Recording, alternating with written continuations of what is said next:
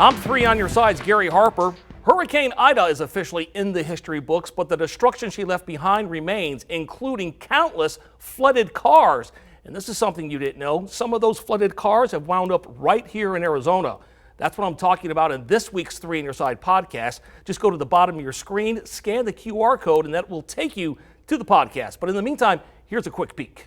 If you're in Arizona, things that are wet are not probably at the top of your mind. Patrick Olson is with Carfax and says around 378,000 flooded cars are being driven right here in the United States. And get this, an extra 212,000 cars are estimated to have been waterlogged by Hurricane Ida. It's not just this time with Hurricane Ida, it's not just Louisiana, right?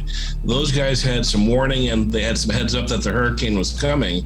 But New York City, New Jersey, parts of Philadelphia, those guys got shellacked with water also. So it's really over a large chunk of the country. Some of those cars are being resold by unscrupulous people who doctored up those vehicles as if nothing ever happened and then selling the cars on the open market to unsuspecting consumers. Where are some of these flooded cars going to, and what are the numbers telling you?